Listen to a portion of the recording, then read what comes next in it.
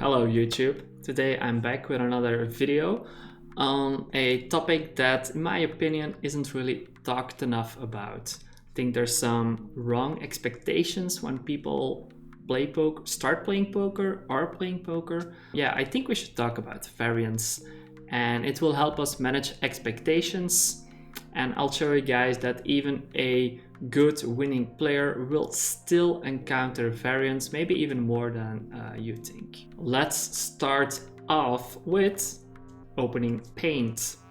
So let's think about a player who's winning at 3 big blinds per 100 hands. That's pretty good depending on who you ask, depends on the stakes, depends on how much he table selects. But yeah, I think there's decent winning regulars out there winning at 3 big blinds per 100 at mid stakes, and you can earn a decent living like that.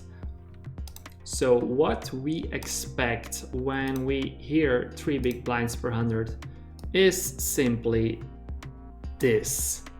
We play our 100,000 hands, we win steady Eddie, grind out 3 big blinds per 100, no downswings, we're happy when we reach our 30 buy-ins. Life is good, but this is not reality. This is not what poker offers us. Let's have a look at another path of playing those 100k hands. Like, you start off with a nasty downswing, but then at the end you start crushing it and you also end up in the same place, winning 30 buy-ins, 3000 big blinds after 100k hands. So this is placed at the same win rate as this green line, but it will feel entirely different when you're grinding it out, when you're playing through those 100,000 hands. So in the beginning, life will suck, but at the end, you will feel awesome. You are crushing it, you are so much better. You forget about this tiny downswing yet in the beginning. No, this thing, that's your true win rate. You are the real crusher. You might feel a little bit like this guy. I'm the king of the world! And we all know how that movie ended. A different kind of bet might look like this. You start off by crushing it, maybe even crushing it a bit more, and then the downswing hits and you will feel like shit, even though before you started those 100k hands you would have signed up for 3 big blinds per 100. All these 3 bets end up at the same spot, but the way you experience it will be so different. You will actually have played your 100k hands at 3 big blinds per 100 and feel like shit with the red graph. And that might be silly, that irrational, but it's just how the human brain works.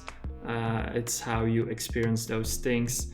That actually takes me back, way back to the beginning of my poker career. Even before I realized it could be a career, I was playing one of my first tournaments, a Unibet Open. There was always a nice group of Belgian players to hang out with. The Belgian homies were more experienced than me. I looked up to them. I could ask them a bit about strategy. And during one of the breaks of the tournament, one of the guys asked me how it was going. And I was like, yeah, I started off really well. I was crushing it, won some big pots, but then I lost the big pot and dropped back to average. And yeah, now that sucks. I don't feel good about it. And he had no sympathy whatsoever for that sentiment. I think he immediately said something like, "Gast, je bent just een fish," which roughly translates to, dude, you are talking like a fish. And it was right. I don't know if I really realized it at the time, but it stuck with me. Like, it doesn't matter how you get where you are. It doesn't matter how you got your chip stack in a tournament. What matters is the now. Making the best decision possible at this very moment to maximize your future EV.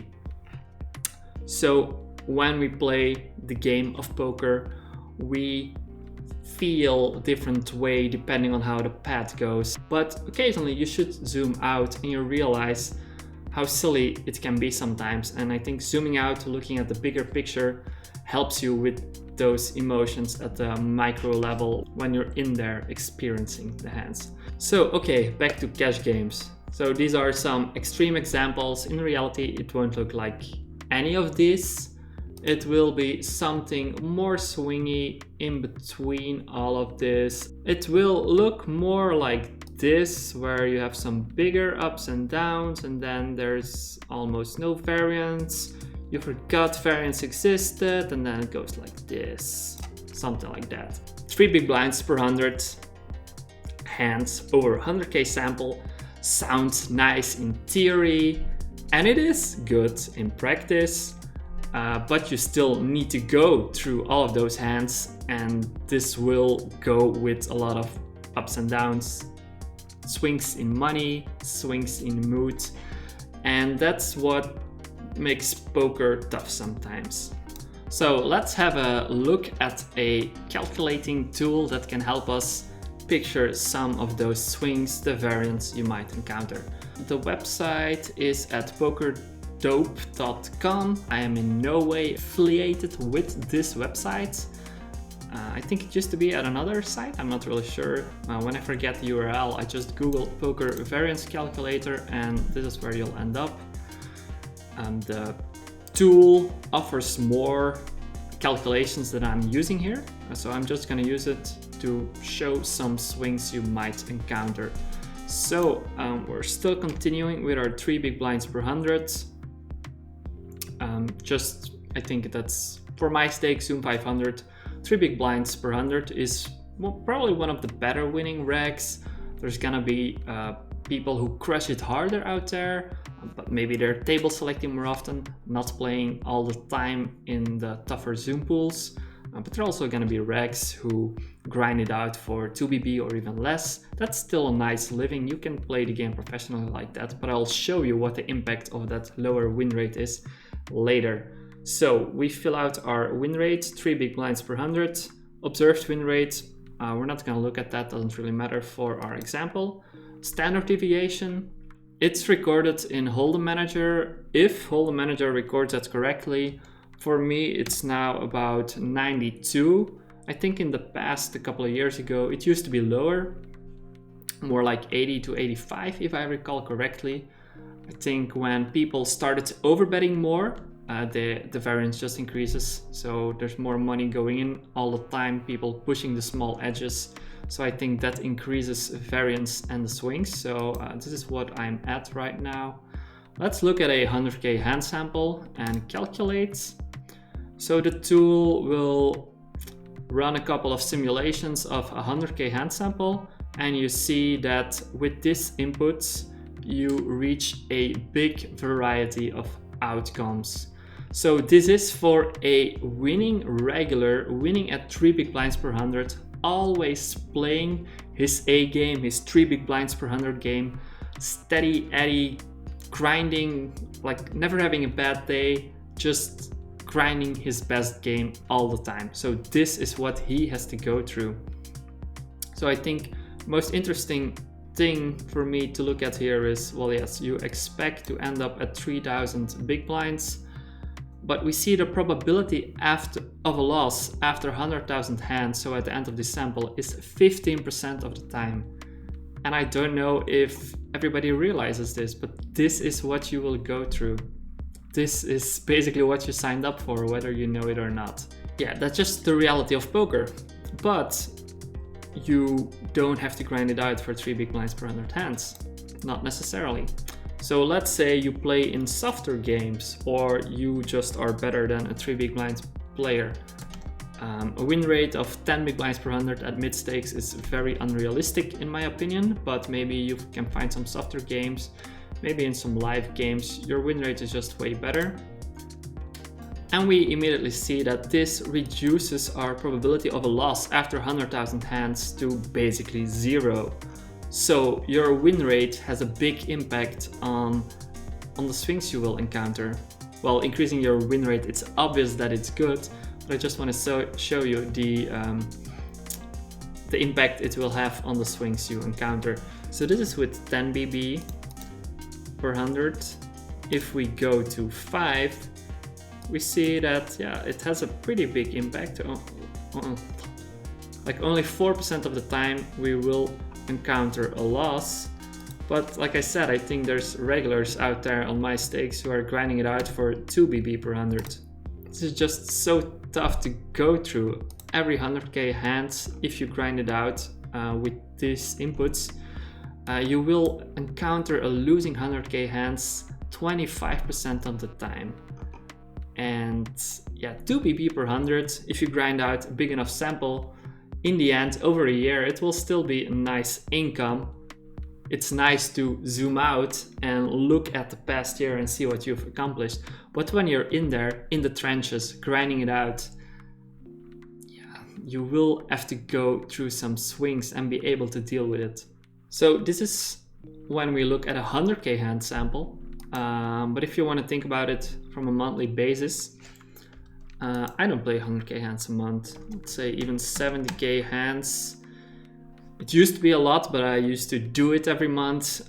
These days I grind a bit lower volume, but I'm still playing full time.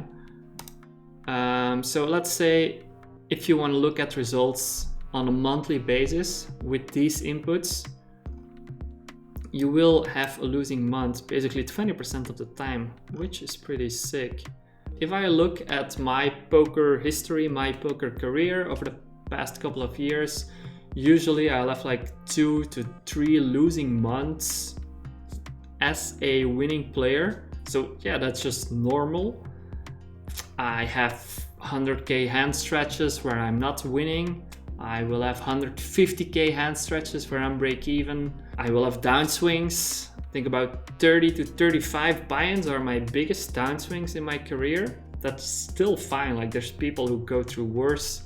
If it's like 15 buy-ins or 10 buy-ins, I wouldn't even really call it a downswing anymore. It's just the reality of poker. Yeah, we think about our win rate as like one true win rate, but in reality, like your win rate will vary like on the micro level. Sometimes you will play your A games, sometimes you'll play your C, D, E, F, whatever game. But also throughout the year or throughout the months, sometimes you will be just in a better zone, or you will have done some studying and learned something new that will increase your win rate. So your true win rate will increase and decrease throughout your career. It's also all relative to the competition and the other players, what your win rate is gonna be. So I gave you some info here based on a known true win rate, but in reality we don't have it. We only have our graphs to look at. That's what keeps poker going. You know a winner can lose over 100k hand sample. So also a losing player can win in the short run and can lose, but delude themselves into thinking that they're just experiencing some bad variance. Yes, I said it, truth bombs in this YouTube channel. That's what keeps poker going. Like some people think they want to eliminate variance, but it is the variance that pays the bills. It's the variance that keeps people inputting money into the system. That's also what can make poker tough. Multiple points throughout your career, you will go through stretches where you start doubting yourself. Maybe you wonder like, was it all luck and am I really not that good? Or maybe you're confident about your skills in the past. Like for myself, I've played for many years professionally, so it's too big of a sample to not be a winning player in the past. But maybe if I encounter a downswing right now and it's like it stretches out and maybe I'm starting to wonder, do I still have it? Yes, I was good in the past, but maybe people have caught up on me. Maybe the average level is better and the edges are smaller, and is it even still worth it, and stuff like that. So when people ask me what it takes to be a good poker player, to me, like, of course you need a strategic love for the game itself, some urge to study and get better, but I think a big aspect is the mental part, and probably most people don't really think about it when they're getting started, but it will have an impact on your winnings. Like, yes, the strategy is necessary, but being able to deal with the mental swings is part of the game. So yeah, even for me, a professional player for many years, when I zoom out, look at the results of a year, it's nice win rate, nice results, but when you're in the air experiencing it, There will be moments of doubt when the stars align and the variance punishes you, or when you're just starting to play worse and you think of it as variance. I've gone through periods in my career where I basically start slacking a bit more, have less discipline, maybe have some Facebook or YouTube on the side. Those are bad habits, and it's important to stay focused in poker, especially when you're playing it for a living or trying to play it for a living. Your competition is out there doing the same and you can be slacking. Anyway, this video wasn't... I didn't make this video to scare you away from poker, but I think some people need to have some realistic expectations. And yeah, I hope you took away a thing or two that helps you manage those expectations in the game we all love and all love to hate sometimes. Thank you guys for watching to the end of this YouTube video, and I'll see you guys back whenever I feel like making another YouTube video. What is up, YouTube? Time to get real.